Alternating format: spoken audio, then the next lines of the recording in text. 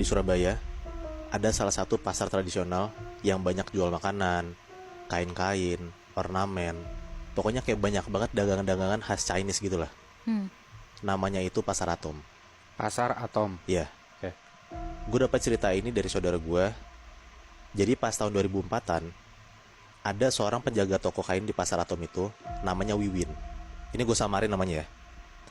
Wiwin ini tuh jaga toko kain itu berdua sama penjaga toko lainnya yang emang udah lama lah kerja di sana, namanya Mbak Yan. Hmm. Ada satu hal yang harus lo tahu. Pasar Atom ini tuh tutup jam 5 sore. Kata owner tokonya ini, namanya Kohlian, karyawannya tuh nggak boleh lama-lama di sana setelah pasar tutup. Jadi kalau bisa nih ya, sebelum gelap, ada SOP buat karyawannya, jangan ada di toko itu. Selama 1 bulan kerja di sana, Wiwin tuh ngerasa kayak baik-baik aja, aman-aman aja. Pokoknya nggak ada masalah sama sekali lah. Sampai ada satu momen, di jam setengah 6 sore, Wiwin sama Mbak Yan tuh udah closingan sebenarnya. Tapi mereka tuh masih tetap di sana karena mereka tuh lagi ngurusin kayak pembukuan di hari itulah.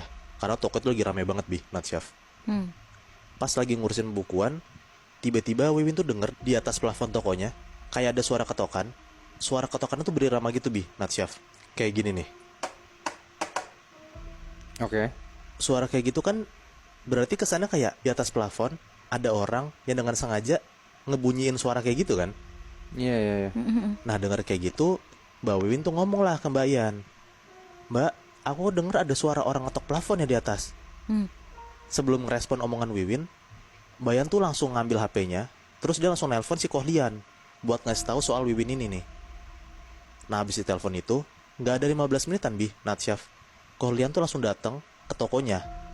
Di keadaan mall udah tutup, Kohlian datang dengan ngebawa kayak satu keranjang gitu. Isi keranjangnya tuh ada kue-kue, makanan-makanan, kelapa ijo, sama dupa lilin yang buat orang Konghucu sembahyang gitu, kebayangan loh. Terus Kohlian tuh naro keranjangnya itu tuh di atas satu meja. Abis itu, Kohlian tuh nyuruh Wiwin sama Mbak Yan langsung balik lah. Udah tuh mereka balik. Nah kebesokan paginya, Wiwin itu tuh datang duluan Nat, Chef, ke toko itu. Posisinya kan mereka bertiga kemarin pulangnya barengan ya. Tutup tokonya bareng, keluar mall bareng. Pokoknya mereka bertigaan lah cabut dari toko itu. Wiwin nyampe duluan.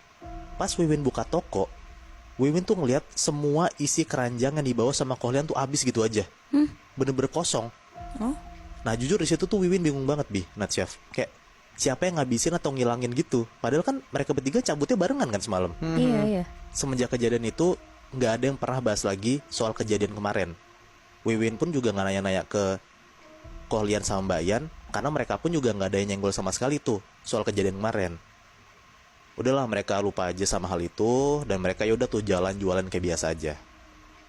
Hampir sebulanan setelah kejadian itu, toko kain Kohlian tuh kedatangan pelanggan royal banget dan emang udah jadi langganan toko dia lah. Sebut aja nama cicinya ini nih, Cici Weni ya. Oke. Nah setiap si Cici ini datang, Kohlian tuh selalu kayak ngasih pelayanan VIP gitu.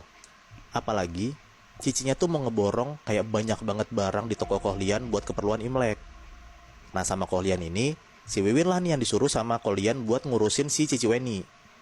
Kayak ngebawain barang-barang si Cici, nemenin si Cici. Pokoknya kasarannya kayak di hari itu tanggung jawab Wiwin adalah ngurusin Ciweni. Iya, di servis banget lah gitu ya. Oke. Udahlah hari itu toko Kohlian tuh barang-barangnya habis semua, udah laku. Dan buat ngerayain itu, beres tutup toko, Kohlian tuh ngajakin Mbak Yan sama Wiwin buat makan-makan malam tuh, makan enak lah. Beres makan segala macam, jam 9 malam, Wiwin pulang. Pas Wiwin baru banget sampai rumah, dia ditelepon sama Kohlian. Pas diangkat, Kohlian tuh bilang dia tuh habis ditelepon sama Ciweni kalau handbagnya Ciweni itu tuh hilang.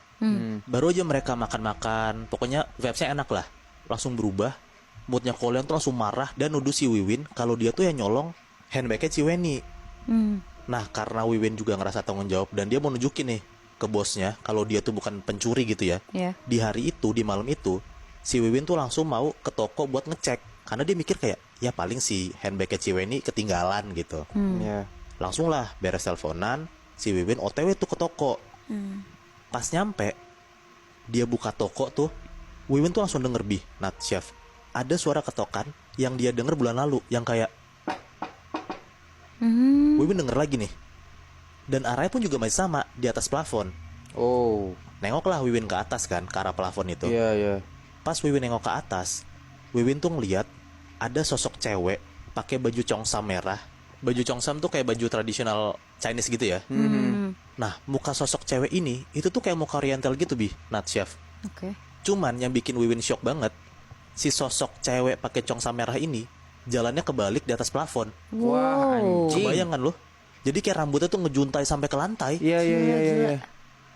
Nah, semenjak kejadian itu, Wiwin trauma banget karena ya dia shock lah ngelihat sosok kayak gitu kan depan mata kepala dia. Diceritain lah kejadian yang Wiwin alamin ke Mbak Yan tuh di malam itu. Akhirnya Mbak Yan cerita, Natsyaf, ke Wiwin, kalau sosok cewek yang pakai congsam itu adalah peliharaannya Kohlian buat ngejagain tokonya.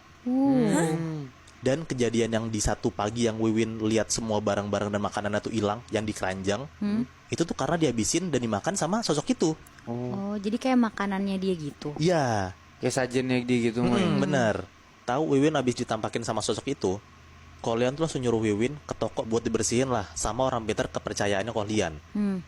Nah, ada satu momen, Natsyaf. Pas si Wiwin lagi dibersihin, si Wiwin tuh katanya matanya tuh tiba-tiba putih semua, kejang-kejang, kayak kesurupan gitu. Terus si Wiwin tuh black out hampir sejam.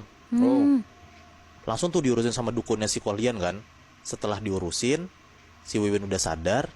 Di momen itu akhirnya ditanyalah sama si dukun ini kayak apa yang dirasain sama Wiwin pas blackout selama sejam. Nah, Wiwin bilang dia tuh takut banget karena pas di momen dia blackout itu, Wiwin tuh bisa ngeliat jelas banget, Natsyaf, seisi pasar, tokonya, bahkan dia bisa ngeliat Kohlian, Mbak Yan sama si dukun itu lagi ngurusin dia ya. Tapi dengan keadaan semua itu tuh kebalik. oh, Kasarannya kayak si Wiwin lagi ngeliat seisi pasar itu, tapi pakai point of view si hantu congsam itu.